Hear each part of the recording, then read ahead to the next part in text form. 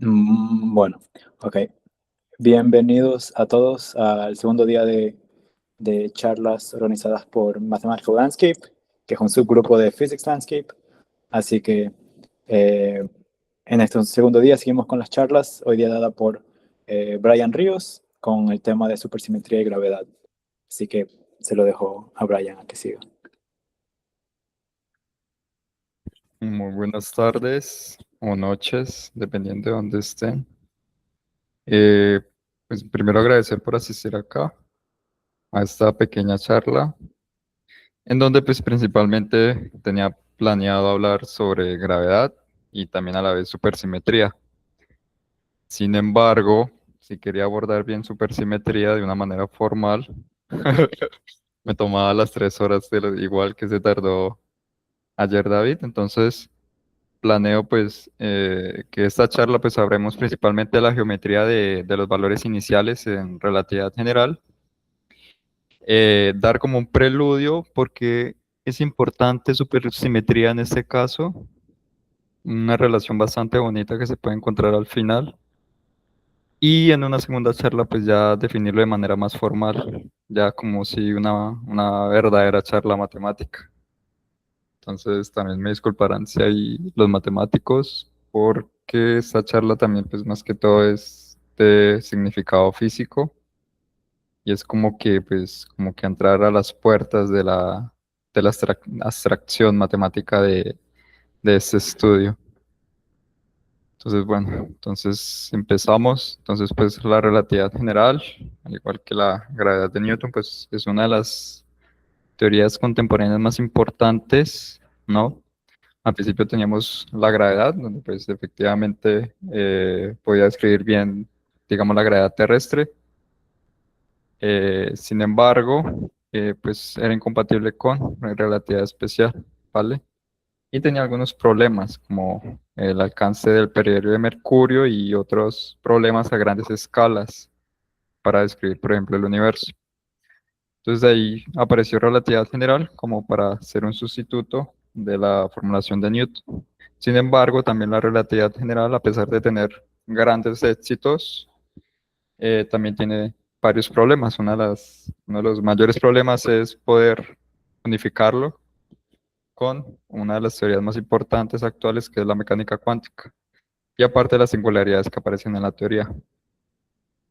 Entonces, esta es mi motivación prácticamente en dar esta charla. Eh, Como lo decía Michel Atiyah, las teorías modernas, y más si se le añade gravedad, pues al final van a terminar siendo abstraídas por las matemáticas, por estructuras complejas matemáticas nuevas. Entonces, esto es lo que quiero dar a entender en esta charla. Entonces, para ello, pues voy a hablar un poco de lo que hice en mi trabajo de grado y también, pues al final con supersimetría, pues es prácticamente lo que tengo que hacer después de haber hecho mi trabajo de grado. Entonces, el objetivo en esta charla, pues como les dije, es estudiar los datos iniciales en relatividad general de una manera más geométrica o matemáticamente abstracta, si lo desean ver así.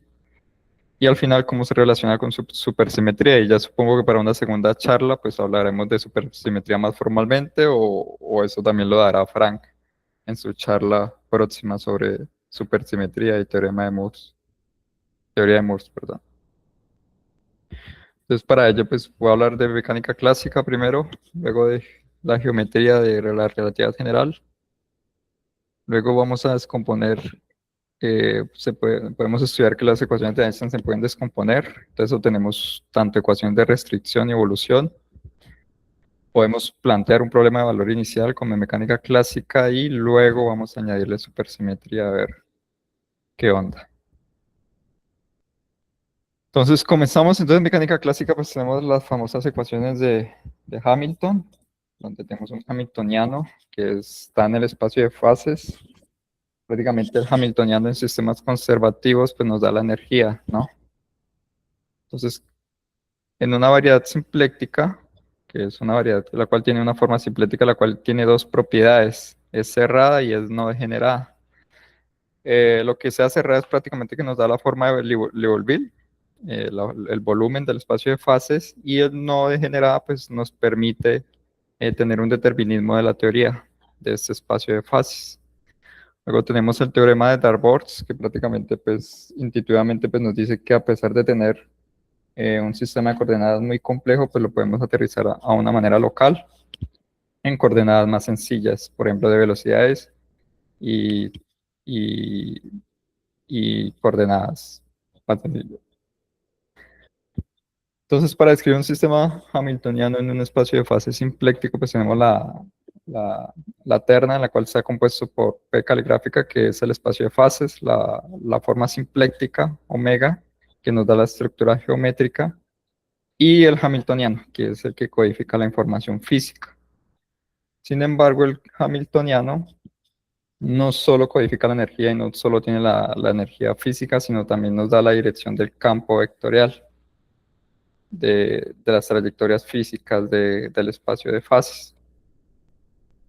Entonces podemos construir prácticamente la evolución en la mecánica clásica con dirección a los campos hamiltonianos de la teoría. Entonces es fácil demostrar que las líneas integrales de los campos hamiltonianos pues nos dicen prácticamente la dinámica de esta evolución de mecánica clásica. Entonces, pues podemos representarlo como una gráfica. Entonces tenemos la variedad simpléctica y en ello tenemos la evolución. En este caso es una trayectoria, o sea, digamos, es una partícula evolucionando a medida que pasa el tiempo, y pues esa trayectoria pues prácticamente está en dirección a los campos hamiltonianos que aparecen, a los campos vectoriales hamiltonianos que aparecen en la teoría. Si proyectamos un punto en el espacio de fases, pues podemos tener el espacio de configuraciones de la teoría, prácticamente. Entonces, esto es una buena forma de iniciar la analogía de evolución dinámica mediante flujos geométricos en estas teorías clásicas. Entonces, ahora lo vamos a llevar en el contexto de relatividad general. Entonces, para llevarlo al contexto de relatividad general, pues tenemos que hablar sobre su estructura geométrica. Entonces, vamos a comenzar con ello. Voy a ignorar digamos, la forma en que comenzó relatividad general de manera física, solo me voy a concentrar en lo geométrico, en su estructura geométrica. Sin embargo, pues, cabe recalcar pues, que todo comenzó por Lorentz, evidentemente con sus transformaciones de Lorentz, para la redundancia. Luego con Minkowski, que dejó de tratar el espacio y el tiempo como entes separados y lo convirtió en uno solo. Y Albert Einstein fue más allá, dijo que el espacio-tiempo pues prácticamente era dinámico dependiendo de la distribución de energía y materia, ¿no? De la teoría. Entonces, para ello Einstein tuvo que prácticamente estudiar una teoría que estaba planteada ya hace aproximadamente 60 años, antes de que pues, Einstein publicara la teoría de relatividad general, que es la geometría de Riemann. Entonces, en la geometría de Riemann podemos definir una variedad riemanniana, el cual posee un tensor métrico. Una de las principales características de la geometría riemanniana es que aparece una conexión. La conexión prácticamente nos da como la noción de derivar en estas variedades. Y una de las conexiones más importantes es de Levi-Civita, la cual pues es compatible con la métrica y está libre de torsión. ¿Vale? Esto prácticamente pues, nos garantiza el transporte paralelo a través de la variedad. Es decir, que el vector que tengamos no cambie a medida que se va moviendo por la variedad. ¿Vale? Entonces, los que nos garantiza ese transporte paralelo es la conexión de Levi-Civita. ¿Vale? Entonces, cuando tenemos variedades riemannianas, también podemos tener curvatura. Entonces, la curvatura viene dada por el tensor de Riemann, y también tenemos su forma covariante. Prácticamente nos dice cómo se está curvando la variedad. Al mismo tiempo podemos trazar sus componentes y vamos a obtener pues, el tensor de Ricci, que es prácticamente la traza del tensor de Riemann, ¿verdad? Y si volvemos a trazar el tensor de Riemann, pues obtenemos el escalar de curvatura. Esto prácticamente ya nos da la curvatura promedio en un punto de la variedad. Entonces, ahora pues pasamos a variedades lorentzianas, la cual pues le recomiendo estudiar. Esto es un campo muy abierto, un campo muy estudiado, de hecho, es bastante interesante. Yo una vez quería invitarlos, el respetado geómetra español Miguel Sánchez me invitó a un curso de máster de geometría lorenciana para el otro año, entonces pues, para los que quieran asistir, pues están también cordialmente invitados. Es a mediados de entre marzo y abril del otro año aproximadamente, donde pues el profesor amablemente pues nos va a dar acceso a ese curso en geometría lorenciana. Sin embargo, pues les aconsejo pues la lectura de Miguel Sánchez sobre geometría lorenciana y en algunos otros aspectos matemáticos de las teorías de gravedad. Es bastante interesante. Entonces, pues voy a dar solo un poco rápido sobre geometría lorenciana. Lo importante es que tenemos la noción de orientabilidad en una variable lorenciana, donde tenemos diferentes vectores, por decirlo así, dependiendo de su norma. Si es negativa, pues tenemos que es un vector tipo temporal. Si la norma es positiva, decimos que es tipo espacio. Y si la norma es nula, pues que es nulo o causal. ¿Vale? Entonces, podemos simplificarlo en un cono de luz. Si hacemos el producto punto de, por ejemplo, el espacio de Minkowski en dos dimensiones, podemos representar esto que le estoy diciendo en un cono de luz. Entonces tenemos los vectores temporales que están dentro del cono, los nulos que están sobre el cono y los espaciales de afuera del cono. Entonces esta noción de orientabilidad, pues prácticamente en física nos ayuda a determinar, por ejemplo, un pasado o un futuro. Entonces, obviamente tiene que haber un campo vectorial con norma unitaria que sea tipo temporal. En este caso lo vamos a denominar como tau.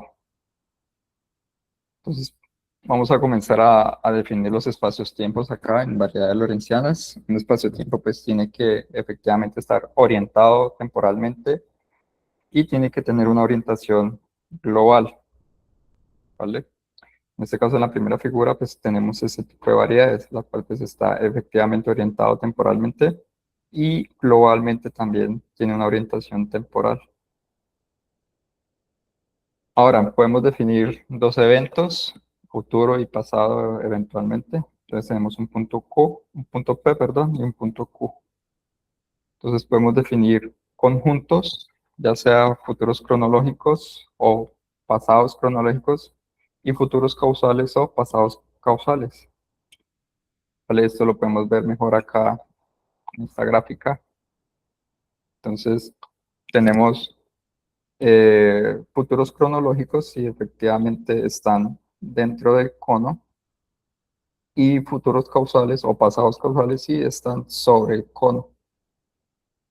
Entonces, bueno, esto tiene una teoría bastante grande en geometría lorentziana. Yo solo les estoy dando un resumen muy, muy informal sobre esto. Sin embargo, nos vamos a restringir a una pirámide de jerarquía de espacios-tiempos y solo nos vamos a restringir en el caso de cuál es globalmente hiperbólico. ¿Por qué? Porque físicamente tiene dos propiedades muy importantes. La primera es la compacidad entre estos dos conjuntos, ¿vale? Esto prácticamente nos dice que no tiene que haber cierto tipo de singularidades, o sea, no tiene que haber aparición o una desaparición abrupta de energía y materia, ¿vale? A medida que vamos evolucionando en el espacio-tiempo. Y otra propiedad importante es que, vale, no la puse acá, es que no permite curvas causales cerradas, es decir, la paradoja de los viajes en el tiempo, físicamente, ¿vale? Entonces los espacios tiempos globalmente hiperbólicos, pues podemos tener una superficie que es llamada superficie Cauchy, que intersecta exactamente en una curva temporal en un punto de la variedad. Entonces, gracias a uno de los teoremas del geómetra que les hablé anteriormente y de Bernal, ellos efectivamente demostraron que existe una fusión suave que prácticamente nos da como este parámetro temporal en la evolución de la teoría. Entonces, en cada hipersuperficie que corta en este espacio-tiempo, pues se le va a asignar una función suave en cada instante, digamos, de tiempo de este parámetro. Entonces podemos hacer un tipo de población del espacio-tiempo, donde cada superficie de Cauchy pues, va a ser cortada por cada curva temporal en cada instante de tiempo en esta línea real dada por la función suave que tenemos. Sin embargo, esa descomposición solo es topológica, pero afortunadamente otro teorema célebre de Bernal y Sánchez es que ellos también, no solo el espacio-tiempo se descompone en este producto cartesiano de una línea real y la hipersuperficie, sino que también la métrica. Se descompone en una parte temporal y en una parte espacial, donde la parte espacial pues, está codificada por esta familia de métricas riemannianas, que son suaves también. Y esta función también es suave. Eh, pues voy a tomar agua. Entonces podemos definir prácticamente una población del espacio-tiempo en la cual tenemos un parámetro temporal, es decirlo así, que evoluciona y esa evolución está parametrizada por esa función. Entonces, ahora con esto pues vamos a desarrollar efectivamente lo que nos va a llevar a un problema de valor inicial, es que pues tenemos las ecuaciones de Einstein, ¿no? De toda la vida, la parte izquierda de la parte geométrica, la parte derecha la distribución de energía y materia. Si hablamos de las ecuaciones de Einstein de vacío, pues al final llegamos que la relatividad general del vacío pues solo se trata de el tensor de Ricci planitud en una variable lorentziana. Uy, perdón, está haciendo calor, terrible. Vale, entonces lo que vamos a hacer ahora es descomponer eh, el espacio-tiempo, la población que hablamos anteriormente, y vamos a ver cómo se descompone el tensor de Ricci mediante esa población.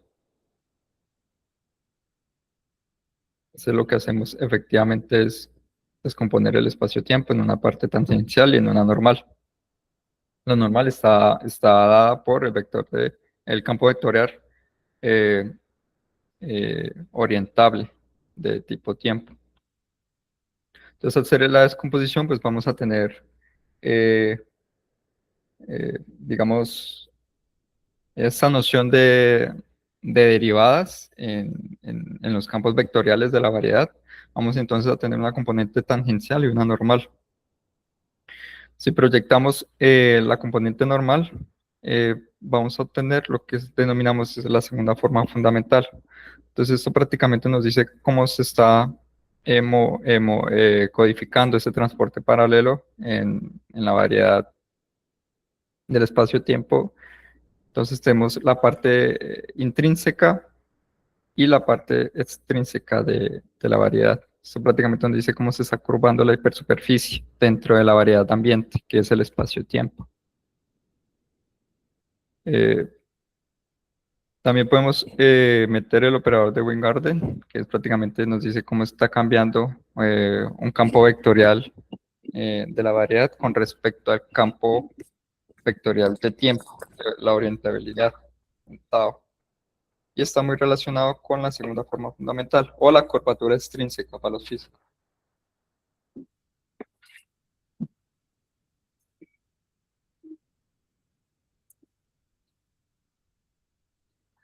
Entonces, al descomponer, por ejemplo, el tensor de curvatura de Riemann de la variedad ambiente, entonces tenemos tanto la forma intrínseca de la curvatura como la extrínseca. Entonces, podemos ver este término cuadrático de la segunda forma fundamental. que es prácticamente la ecuación de Gauss. Si descomponemos también, como vamos a tener componentes orientables en el tiempo y componentes espaciales, pues se lo descomponemos el tensor de Riemann respecto a una componente temporal, pues vamos a obtener lo que tenemos en la ecuación 7, ¿vale? Que prácticamente este D pues actúa como literalmente una derivada exterior de la segunda forma fundamental. Entonces, efectivamente, pues esta parte nos está diciendo que efectivamente la curvatura espacial no coincide con la restricción de la curvatura del espacio-tiempo. Entonces, como vimos anteriormente, el tensor de Ricci nos codifica toda la información de relatividad general, entonces tenemos que hacer la traza del tensor de Riemann. Y al hacer la traza del tensor de Riemann, pues vamos a tener tres componentes espaciales, donde solo tenemos campos vectoriales espaciales, mixtas y temporales. Entonces comenzamos con la mixta, el cual nos va a dar esta ecuación de acá, que es prácticamente pues, los términos de divergencia de la segunda forma fundamental y el cambio de la traza de la segunda forma fundamental. Y también tenemos la componente espacial. De nuevo nos aparece la forma intrínseca de la variedad ambiente y la forma que está cambiando de manera extrínseca. Ahora, podemos también eh, trazar, hacer la traza del tensor de Ricci de esta composición en la parte espacial, pues vamos a obtener efectivamente el escalar de Ricci de esta forma, donde de nuevo aparece la parte intrínseca de la variedad y la extrínseca.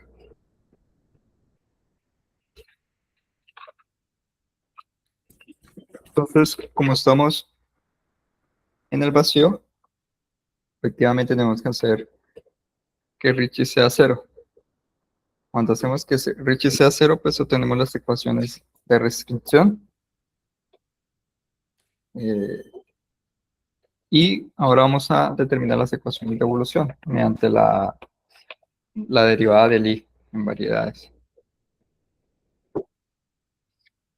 Entonces vamos a ver cómo cambia la métrica respecto a un campo vectorial temporal. Y al hacerlo, pues obtenemos esta relación de acá con la segunda forma fundamental. Está acá, perdón. Por simplicidad, pues vamos a hacer la función de LATS igual a 1. Entonces, efectivamente, el campo vectorial va a ir en la misma dirección que el diferencial de esta función suave que tenemos en la foliación. Entonces, obtenemos esta ecuación de evolución de acá.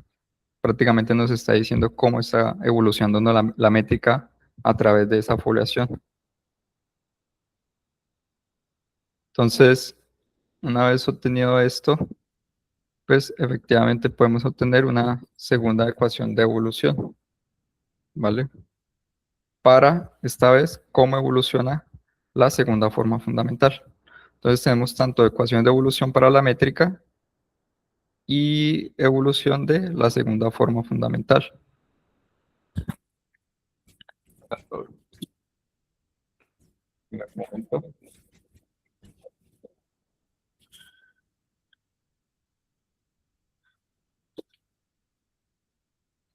Y eso es interesante porque si se puede notar la forma que tiene la métrica es bastante conocida, por ejemplo, en una de las soluciones más importantes en física, que es eh, la forma de la métrica donde se utilizan los modelos cosmológicos.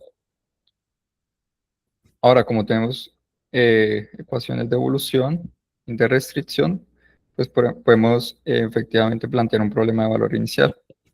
Entonces, la idea es que busquemos que la evolución esté dada en derivadas diferenciales de primer orden y segundo orden. Entonces, si prácticamente ustedes reemplazan esta propiedad acá con esta, pues obtenemos la siguiente forma, donde efectivamente tenemos diferenciales de segundo orden respecto al tiempo de la métrica. Entonces podemos plantear un problema de evolución, por ende entonces de problema de valor inicial. Ahora, sinceramente, plantear la existencia y la unicidad de esto es bastante complicado.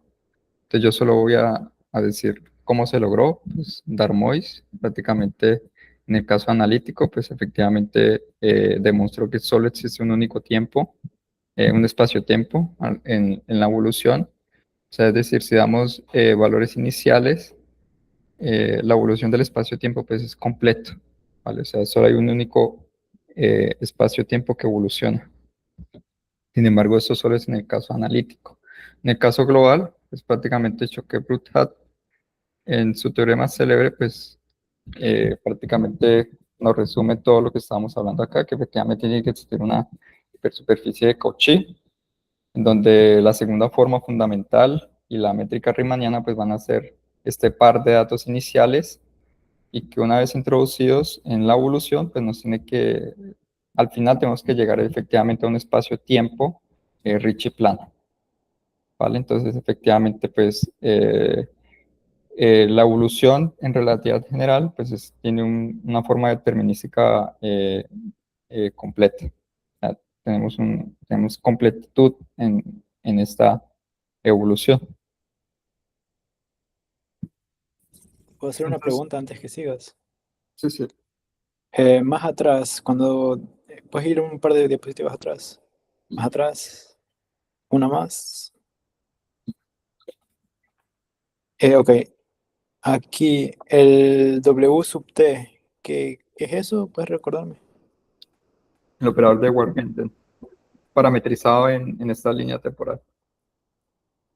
Eh, ya, ok. Vale. Tengo una pregunta sobre. Tal vez una pregunta como que eh, no muy útil. Si regresas a la, pregunta, a la diapositiva donde estabas antes, la primera que pregunté. Tengo una pregunta sobre la notación. eh, ya, porque escribes como que la composición de teta mayúscula sub t con esto de acá, pero en la composición pones el sub h sub t. ¿Hay algún significado sobre eso de ahí o solamente? Ah, pues que el producto,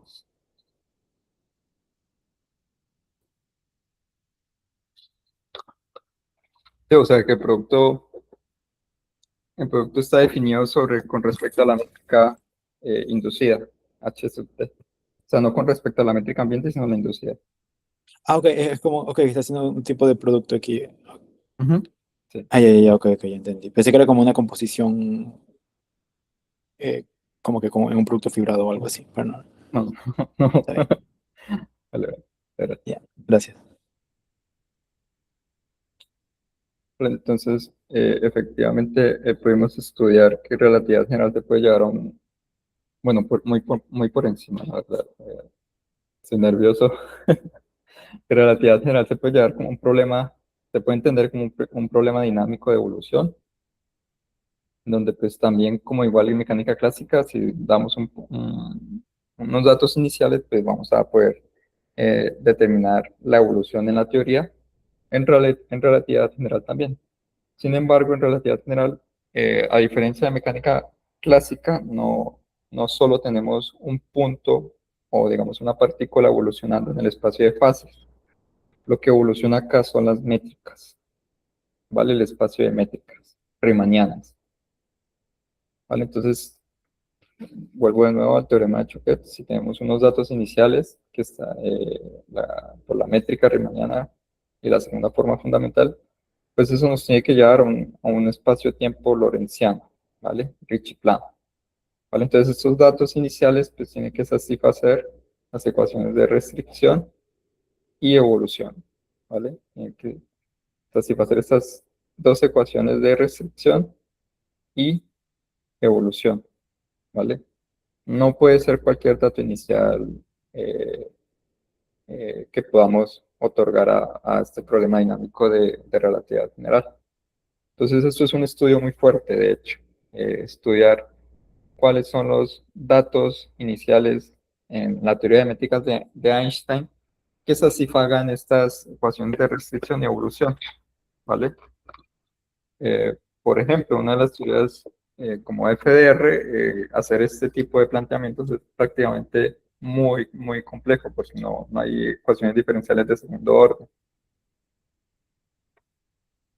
Entonces, antes de determinar una de las soluciones a las ecuaciones de Einstein, pues al hacer esto, pues efectivamente podemos guiarnos de que vamos en una solución o- con bastante formalidad matemática, o sea, vamos en buen camino, por decirlo así. Por ejemplo, si lo hacemos con Minkowski, efectivamente Minkowski eh, va a satisfacer estas ecuaciones de restricción y se puede también llegar a ecuaciones de evolución, ¿vale? Pues es prácticamente como trivial también.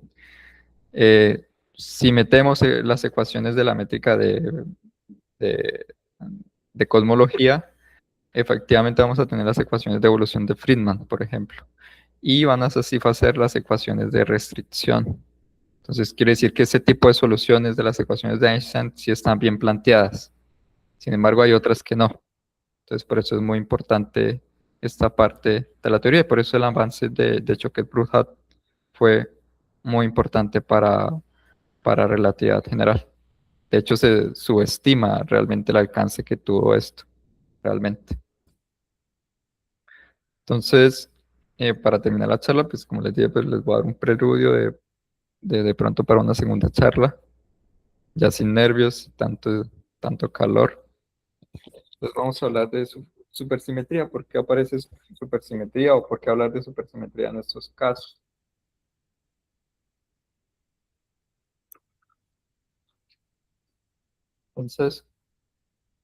Entonces, bueno, entonces primero llegamos a una noción como que nos ayuda a hablar de supersimetría, que es esta solución de ondas planas, se les llama ondas PPs, donde prácticamente nos garantiza ondas gravitacionales exactas, ¿vale? Entonces, si linealizamos ese tipo de soluciones de ecuaciones de Einstein, obtenemos 2 grados de libertad. Y estos 2 grados de libertad, pues en teoría debe ser el gravitón, ¿no? Y el gravitino, como, como lo que pasa en el electromagnetismo, por ejemplo. Entonces, la idea es llevar, ¿qué pasa si llevamos a relatividad general más allá? Entonces, una de las formas es con supersimetría, ¿no? Entonces, supersimetría en relatividad general, pues es prácticamente supergravedad, ¿no? Entonces, tengo una teoría de relatividad general, le añadimos esa simetría. Entonces, lo que vamos a obtener es prácticamente una teoría bastante interesante en cuanto a lo geométrico, ¿vale? Una de las más interesantes es la que va a hablar Frank más adelante sobre la teoría de Morse y también las de simetría de espejo. Sin embargo, el campo que tiene supergravedad y supersimetría en matemáticas es bastante amplio y bastante interesante. Sin embargo, eh, ¿cómo decirlo? Carece de comprobación física. Sin embargo, podemos encontrar ciertas coincidencias matemáticas bastante interesantes. Entonces, por ejemplo, tenemos la forma formal del lagrangiano de supergravedad, donde pues vamos a tener campos fermiónicos y bosónicos. Sí, perdón.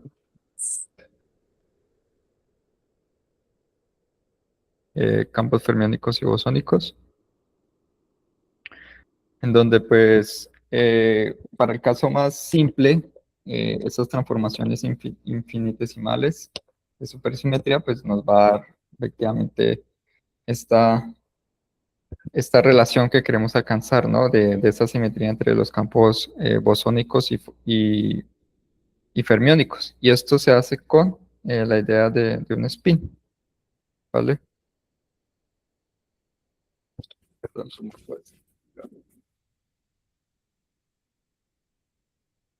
ideas de spin y de spinores.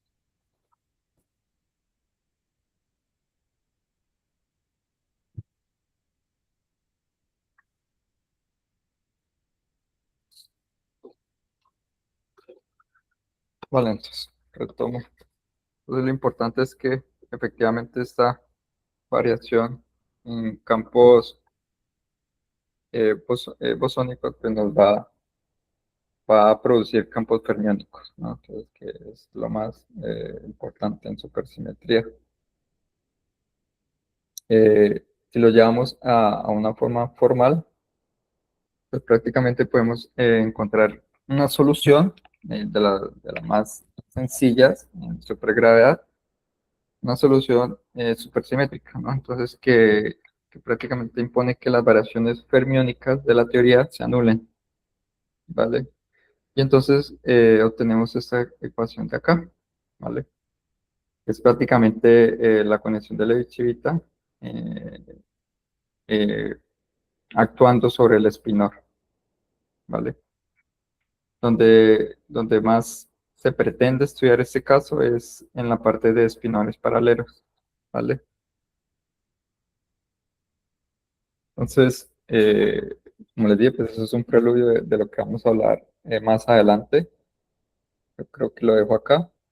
Eh, lo interesante de esto es que, bueno, acá, ya hasta acá finalizo la charla, pero o sea, lo que planea decir más adelante es que si trabajamos con ese tipo de soluciones para espinores paralelos, podemos demostrar pues, que efectivamente existe un par de espinores parabólicos, los cuales nos van a llevar a un sistema de ecuaciones diferenciales de primer orden, ¿vale?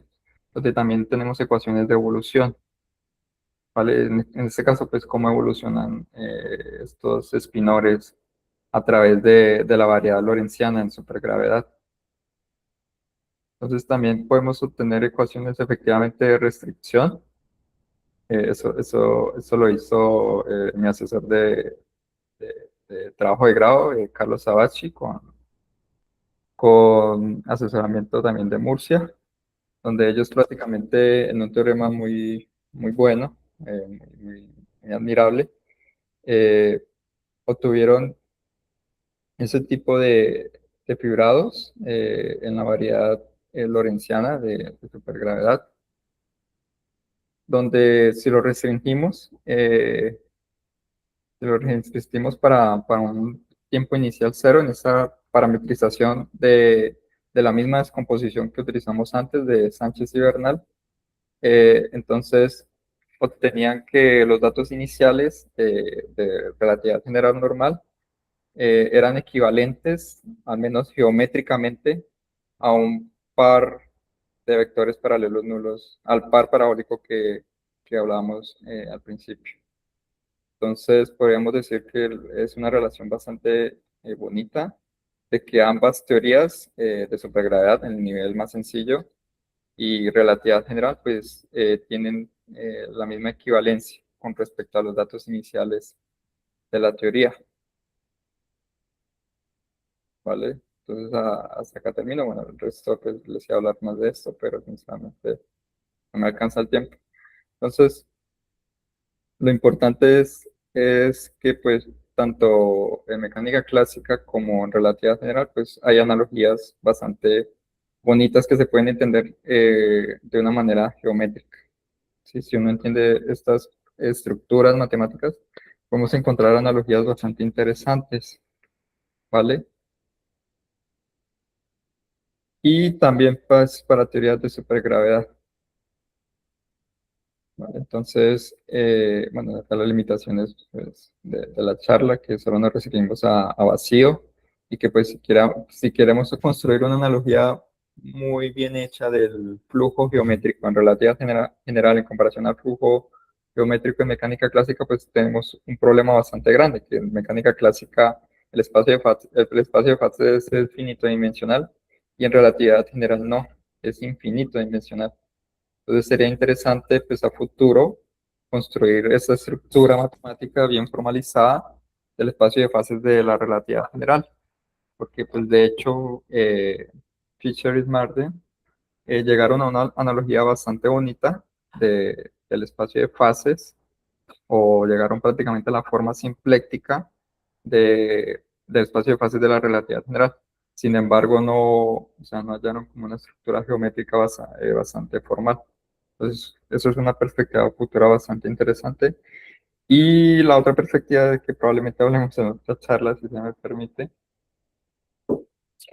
pues es sobre estos flujos evolutivos espinoriales de supergravedad que tienen una analogía bastante similar al flujo geométrico de los valores iniciales en relatividad general.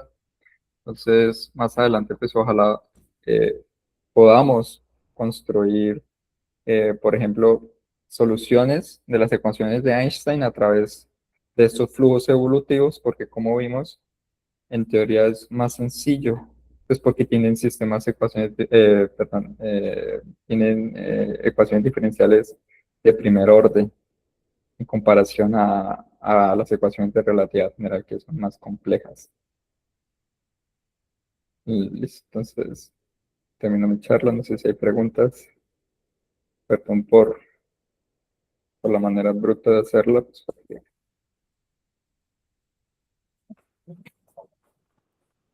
Yo tengo una pregunta. sí, sí. Es, ok, yo no soy físico, así que no entiendo como que la formulación física de estas cosas, pero en el caso de supergravedad, quiero entender bien cómo es que funciona. Digamos, tienes estos campos que son bosónicos y los fermiónicos, y tienes una Lagrangiana para ellos. Si, Ujú.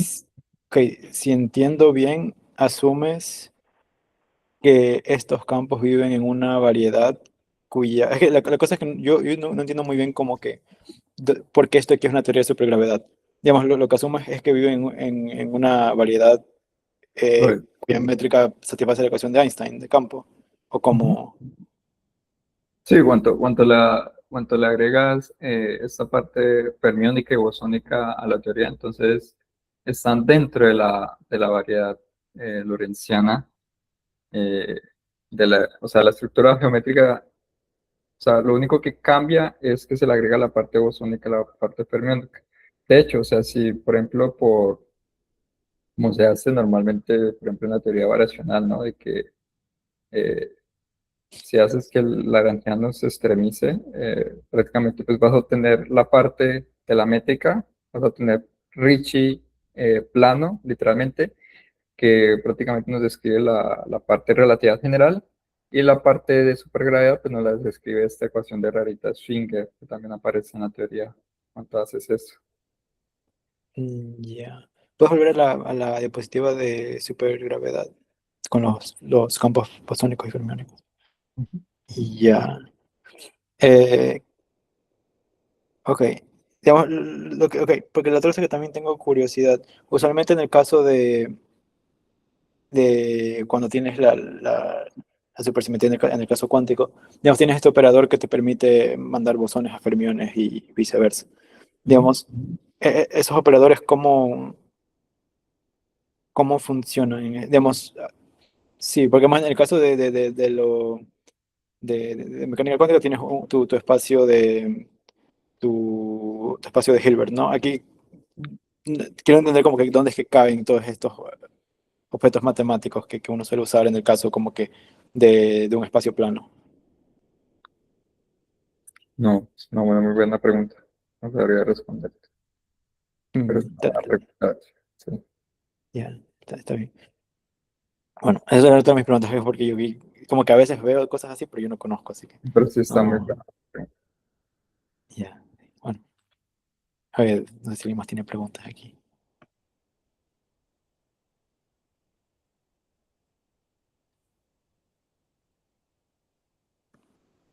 Ok, entonces si no hay preguntas, damos las gracias a Brian por la charla, estuvo muy buena, me encantó. Y en- así que damos nuestros aplausos y hay una mano. A ver, no bajaron la mano. F. Bueno, pero ok, gracias otra vez. Muy buena charla. Y igual las preguntas se pueden hacer en los grupos de Landscape. Y otra vez mañana nos vemos a la misma hora con la charla de Ricardo. Así que aparezcan.